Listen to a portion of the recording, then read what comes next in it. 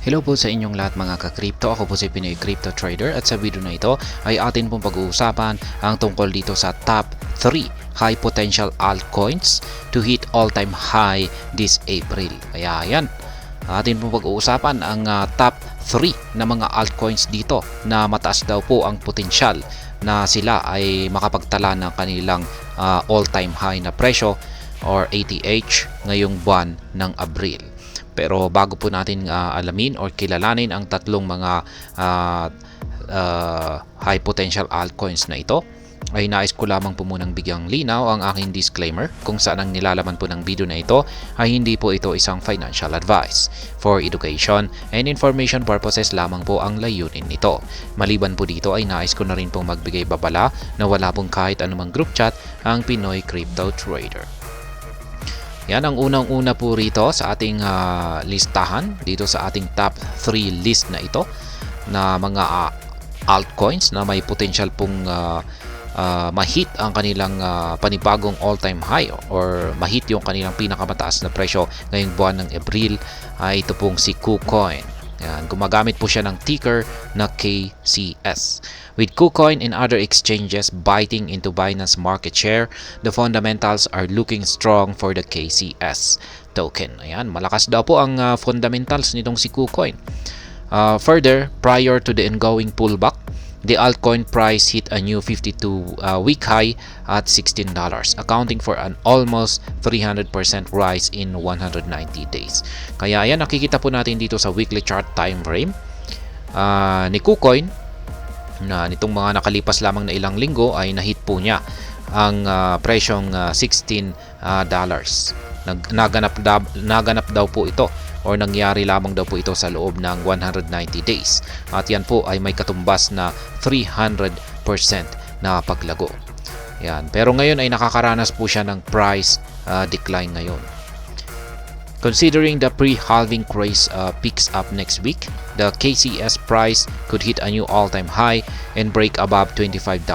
In such a case, the uptrend could drive the altcoin price to $37.67. Kaya ayan, si KuCoin ay posible daw pong ma-hit niya ang panibagong all-time high niya at mabasag ang presyong $25. Ayan, dito po yan. Napakataas po yan. Ito, mabibreak po niya yung parang resistance line na rin po ito. Halos malapit na po sa Fibonacci level na 1. Ayan, nasa 24.7715. Kung mababasag, ayon po dito, ay mababasag daw ni KuCoin yan ang $25. Ayan, at siya ay makakapagtala ng panibagong all-time high niya. At saka yung uptrend na ito ay posible daw pong umabot hanggang sa $37.67. Yan po ang posibleng pinakamataas na aakyatin niya sa loob ng buwan na ito. Yan, buwan ng Abril. $37.67. Yan, kung hindi po sa ibabaw ng $25 ay posibleng umabot po siya ng $37.67. Kaya yan, ganyan po kataas ang posibleng akyatin itong si KuCoin ngayong buwan ng Abril. At ang pangalawa naman po rito ay itong si Nervos Network or CKB. With the market cap reaching closer to the $1 billion mark, the Nervos Network is rising in the altcoin industry. With a massive reversal in the CKB price trend, this year, the altcoin is up by 537% and trades at 0.02438. Kaya ayan, malapit na daw pong ma-hit nitong si Nervos Network or CKB ang kanyang $1 billion na market cap. At yan, ang sabi rito ay kung pag i-check daw po natin yung kanyang yearly performance ay halos malapit na po siya sa 537% na gain. Kaya yan po yung kanyang naging performance yan sa loob ng taon na ito. Kaya yan, maganda po yung kanyang performance, 537%. At ito po yung kanyang weekly chart time frame naman dito.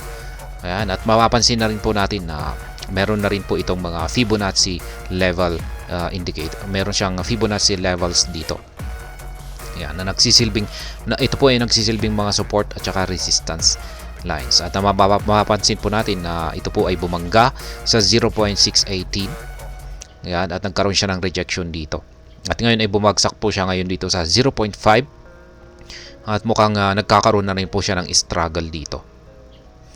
With the rising anticipations of a bull run in April, the CKB price could surpass the 52-week high at 0.025 and challenge the all-time high of 0.044. Optimistically, the buyers can asset dominance at the psychological mark of 0.050 and hit the 1,618% Fibonacci level at 0.057.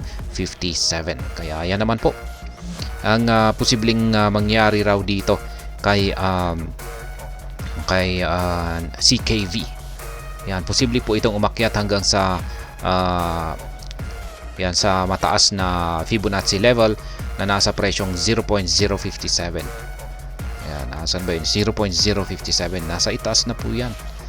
Yan, ibabaw ng yan, nasa ibabaw ng 1 na Fibonacci level, sa mas mataas dito. Yan, hindi natin kita sa kanyang chart dito, pero yan daw po ang posibleng akyatin nitong si Nervous Network or CKV sa ito po ay sa buwan ng Abril. Kaya yan ang taas po niyan. Kaya nga sabi rito ay high potential daw na altcoins ang nandito kasi matataas yung posibleng ipapakita nilang performance ngayong buwan ng Abril. At ang pangatlo ay itong si Akash Network or AKT. With a massive round bottom reversal in the weekly chart, the AKT price trend challenges the $6.50 supply zone. However, with the recent supply wave, the altcoin retests the 61.80% Fib level at $3.86. Kaya yan, nakakaranas daw po ng retest ngayon itong si Akash Network dito sa Fibonacci level na 0.618 or sa presyong $3.86. With a post-retest reversal and potential market recovery next week, the AKT price could surpass the $6.50 supply zone. By doing so, the altcoin prepares for a new all-time high, potentially at $9.82. Kaya yan naman po. Sabi po rito ay magkakaranas daw po ng retest dito kasi nalalapit na po ang potential market recovery next week. Kaya mukhang dito po siya tatalbog sa support level na 0.618. At kung pag nangyari po yan ay ayan, aakyat po siya at babasagin po niya ang resistance line dito sa 6.50. At kung pag nabasag po niya yan ay magpapatuloy po siya sa mas mataas na resistance level dito na nasa $9.82. Kaya yan, taas po niya, $9.82 mula po sa kanyang presyo ngayon na $4 or 4.01 ay aakyatin niya ang $9.82. Kaya yan po si Akash Network. Dito naman po ulit kay Nervous Network ay mula po sa kanyang presyo ngayon na 0.019 ay aakyatin daw po niya ang presyong 0.057.